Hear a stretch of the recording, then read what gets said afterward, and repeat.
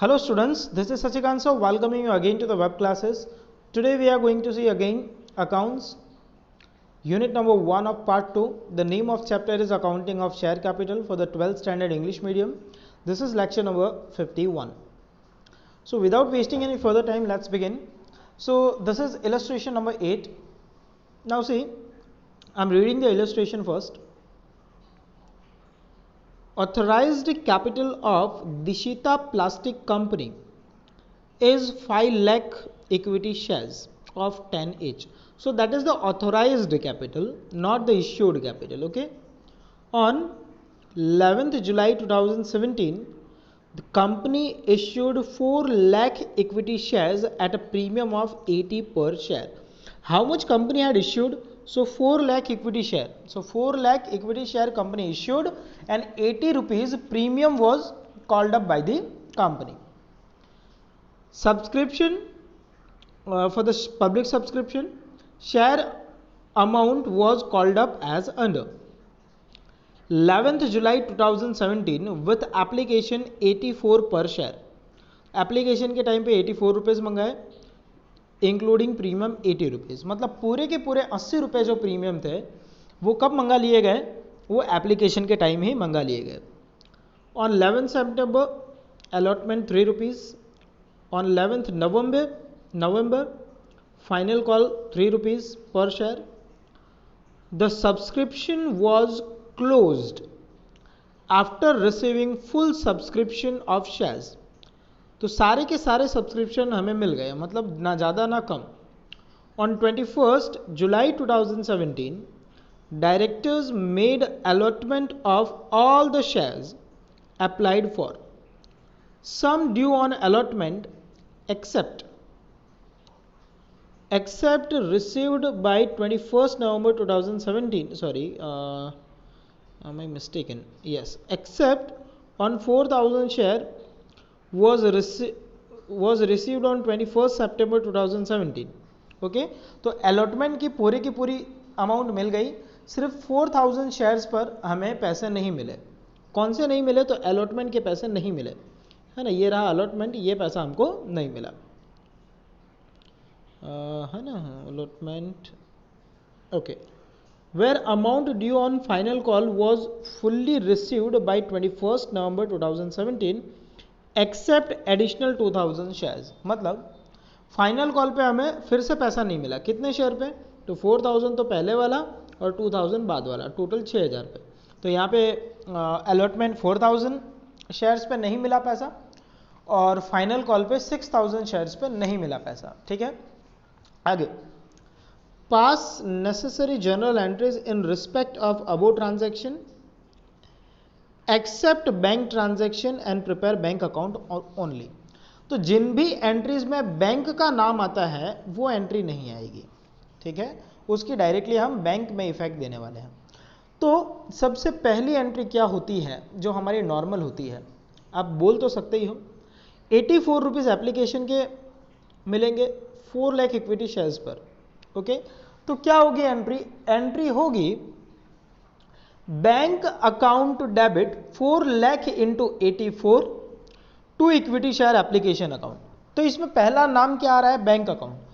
इसका मतलब इसकी जर्नल एंट्री नहीं होगी, ये डायरेक्टली बैंक अकाउंट में इसकी एंट्री जाएगी. क्या होगा? देखो एंट्री क्या हो रही है, बैंक अकाउंट डेबिट. तो बैंक अकाउंट के डेबिट साइड में, चलिए बैंक अकाउंट के डेबिट साइड में ये देखिए, you can see this very well, to equity share application account. Okay, 84 per share into 4 lakh shares. Okay, so that is 3 crore 36 lakh, that is the amount. ये पहली entry की directly हमने effect दे दी क्योंकि bank वाली entry लिखनी ही नहीं है. Secondly, जो सेकेंड एंट्री नॉर्मली होती है वो कैसी होती है? तो हम एप्लीकेशन को डेबिट करते हैं, तो equity share application account debit to equity share capital account and to securities premium account. तो सेकेंड एंट्री होगी क्योंकि इसमें बैंक का नाम आता नहीं है. तो ये सेकेंड एंट्री आप देख सकते हैं. Equity share application account debit amount आपने देख लिया था already, to equity share capital account 16 lakh and to securities premium account 3 crore 20 lakh. Okay, then On 11th September, allotment was made, है ना। तो अलॉटमेंट की एंट्री करेंगे पहले, तो अलॉटमेंट के पैसे मंगवाए जाएंगे, कितने मंगाएंगे, तो 3 रुपए के हिसाब से 4 लाख शेयर्स पे पैसे मंगाएंगे। So 4 lakh into 3 that would be 12 lakh, okay, 4 3 जार 12। सो 12 लाख पे एंट्री क्या होगी, equity share allotment account debit to equity share application account 4 lakh rupees, okay. तो ये होगी entry, equity share allotment account debit to equity share capital account 12 lakh and 12 lakh rupees. Finally allotment के पैसे मिलेंगे, तो जब अलॉटमेंट के पैसे मिलेंगे उस टाइम एक लोचा क्या हो रहा है, 4000 शेयर्स पे अलॉटमेंट के पैसे नहीं मिल रहे हैं। सो 4000 इंटू 3 हमें 12,000 नहीं मिल रहा है, कितना, 12,000 नहीं मिल रहा है। सो 12 लाख माइनस 12,000 11,88,000 हमको मिलेगा, है ना। तो एंट्री क्या होगी इसकी, bank account debit to equity share allotment account. Bank account debit, तो बैंक अकाउंट के डेबिट साइड में देखिए बैंक अकाउंट ही है, दूसरे पोर्शन में लिया है बचा हुआ। सो बैंक अकाउंट के डेबिट साइड में आप देखिए to equity share allotment account 11,88,000, ठीक है। हमको 4,000 शेयर्स पे 3 रुपए के हिसाब से पैसे नहीं मिले। आगे अब फाइनल कॉल की बारी, फाइनल कॉल पे फिर 3 रुपए मंगा रहे हैं, मतलब फिर से 12 लाख। तो जनरल एंट्री जो नॉर्मल होनी है वो क्या होगी, equity share final call account debit to equity share capital account 12 lakh rupees. तो एंट्री ये देख लीजिए आप, equity share final call account debit to equity share capital account 12 lakh and 12 lakh. अच्छा, इसके पहले आपको ये बता दूं कि आप ये सोच रहे होंगे सर ये ऊपर वाली एंट्री कौन सी है, तो जो 12,000 रुपये हमें नहीं मिले उससे कहेंगे कॉल्स इन एरियाज, ठीक है। क्या कहेंगे, कॉल्स इन एरियाज। तो उसके लिए एंट्री होती है calls in arrears account debit to equity share allotment account 12,000 के, ठीक है। ध्यान से रह गया था, देख लीजिए, क्लियर है। नाउ फाइनल कॉल की एंट्री तो आप समझ ही चुके हो, equity share final call account debit to equity share capital account. अब पैसे मिलेंगे, तो पैसे मिलेंगे तो क्या एंट्री होगी, bank account debit to equity share final call account. But bank में कितना पैसा मिलेगा तो वो भी तो जानना जरूरी है। तो बैंक में हमें मिलेगा 4,000 ये और 2,000 ये, तो टोटल 6,000 शेयर्स पे पैसे नहीं मिल रहे। तो 6,000 into 3 18,000, 18,000 will not be received. So 12 lakh minus 18,000, 11,72,000, okay? 72 या नहीं 72 नहीं 82,000 सर, 11,82,000 तो इतना हमें मिलेगा। तो उसकी एंट्री क्या होगी, bank account debit to final call account, check कीजिए ये रहा equity share final call account, ठीक है। 11,82,000, हमको 6,000 शेयर्स पे पैसे नहीं मिले। आपको कितना नहीं मिला, बेग योर पार्डन, सो 18,000 हमें नहीं मिला। तो 18,000 नहीं मिला तो उसके लिए फिर से एंट्री करेंगे calls in arrears account debit to equity share final call account, सही, calls in arrears account debit 18,000 to equity share final call account 18,000। Hopefully it makes sense. अगर ये समझ में आ गया है तो एक छोटा सा कंसेप्ट है वो समझ लीजिए, 4 फीचर का। देखो 4 फीचर क्या होता है, 4 फीचर आपको हिंदी में कहूँ तो 4 फीचर मतलब होता है जब्त करना। क्या करना, जब्त करना। मतलब समझाता हूँ, मान लो कि आप एक कार परचेज करके लाते हो शोरूम से, ठीक है। मान लो फॉर्च्यूनर ला रहे हो 36 लाख रुपीस की, okay. Now you are paying all the EMIs on due date, but because of some financial crisis you are not able to pay the EMIs, ठीक है।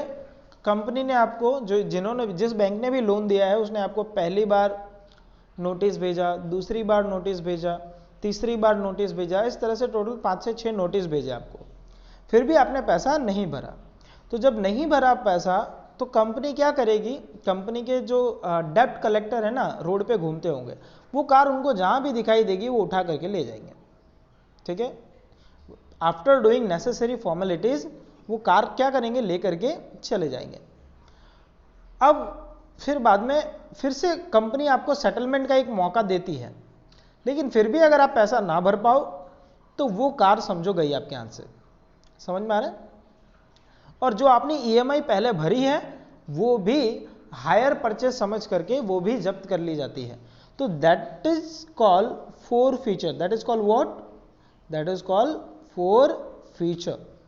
ओके, अब शेयर्स में कैसा है, तो शेयर्स में ऐसा है कि अगर कोई व्यक्ति, जैसे कि मान लो एप्लीकेशन के पैसे तो भरता है तो ही उसे शेयर्स मिलते हैं, मान लो अलॉटमेंट के पैसे नहीं भरे हों, या फाइनल कॉल के पैसे नहीं भरे हों, या फर्स्ट कॉल के पैसे नहीं भरे हों, कोई भी पैसा ना भरा हो, तो कंपनी क्या करेगी, पहले उसे नोटिस भेजेगी, नोटिस भेजने के बाद 2-4 नोटिस जाएगी उसके घर में, फिर भी अगर वो पैसा नहीं भरता तो after doing necessary formalities company will forfeit there shares. Okay, और जो उन्होंने पैसे भरे हैं वो कंपनी जब्त कर लेती है, उसे डाल दिया जाता है फोर फीचर अकाउंट में, जो व्यक्ति को वापस दिया जाता नहीं है। ओके, सो एक बार रीड कर लेते हैं क्या ये, due to any reason if any shareholders fails to pay the amount due on allotment और any call within the informed specified period by the company, then company can forfeit its shares by completing due formalities. In normal situation, director of company are empowered by article of association of company to forfeit the shares. Follow the rules laid down in the articles of association for the procedure of forfeiture of shares, or if no rules are given in articles for this provision of table F of schedule 1 of the Companies Act 2013 shall apply। कहने का मतलब है forfeiture की जो procedure है वो company के article of association में होती है। अगर आर्टिकल ऑफ एसोसिएशन में ऐसा कुछ नहीं है तो कंपनी टेबल F को फॉलो करेगी। सो अ प्रोसेस ऑफ फॉरफीचर और cancellation of shares by director of company is called forfeiture of share. ठीक है, तो ये इसकी डेफिनेशन बनती है, प्रोसेस ऑफ फॉरफीचर और cancellation of shares by director of company is called forfeiture of share. Forfeiture के टाइम पे किस टाइप की एंट्री की जाती है वो देख लीजिए। तो जब कंपनी के शेयर फॉरफिट होते हैं तो कैपिटल कम हो जाता है, इसलिए कैपिटल अकाउंट हो जाता है डेबिट, इस तरह से। तो होता है शेयर कैपिटल अकाउंट डेबिट, कितनी अमाउंट से, तो कॉल्ड अप अमाउंट, कितनी अमाउंट, कॉल्ड अप अमाउंट से मल्टीप्लाई होता है ना।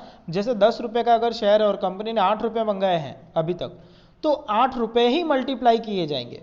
ठीक है, so equity share capital account debit number of forfeited share into amount called up per share. To forfeiture account, to forfeiture account मतलब क्या, तो जितना पैसा व्यक्ति ने भर दिया है उसे डाल देते हैं फॉरफीचर अकाउंट में। Amount received on forfeiture shares toward capital account excluding the premium.